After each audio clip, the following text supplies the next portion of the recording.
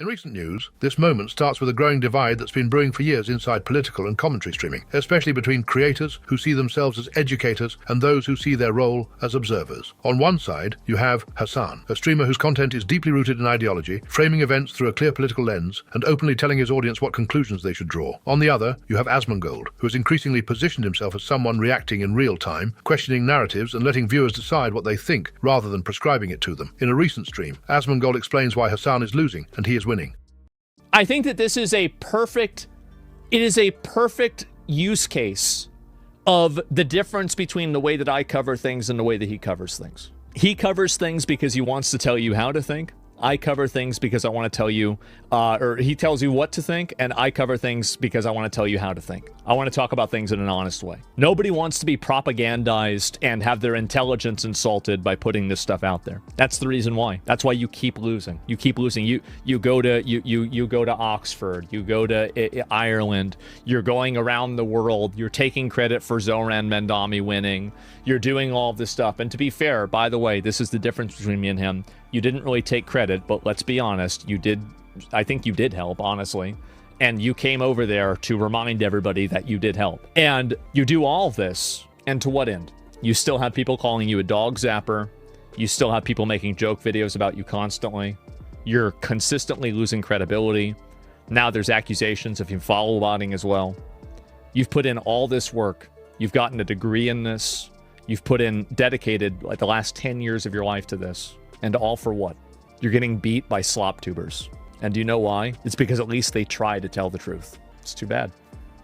Asmongold's commentary didn't come out of nowhere. It follows years of watching Hasan dominate political streaming while simultaneously becoming one of the most polarizing figures on the platform. Despite the massive audience, Hasan has faced sustained backlash, constant controversy, and a reputation that seems permanently stuck in conflict, whether it's over rhetoric, behavior, or the way he treats people he disagrees with. Even after a decade in the space, criticism hasn't faded. If anything, it's hardened. No need to overcomplicate it. Hasan is a brick. He's not that smart, and that limits his potential audience. Many listen. For the first time, then never come back because all his thoughts are derivative left-wing slop. Asmon is the opposite. Asmon is beating Hasan because he's more relatable. Hasan attempting to talk to the common person about commie ideas doesn't compute when he lives in a mansion in LA with fancy cars. Hasan peaked and he won't be returning to the top. The main thing that sets Asmon apart from his opponents is that he appears to be arguing in good faith much of the time. He's not always right, and he does like to cause mischief, but his approach has earned him respect from the people who are capable of critical thinking. Hasan asks chat to use their energy on his opponents rather than friends, political allies. Ends up saying he might quit streaming in 2026.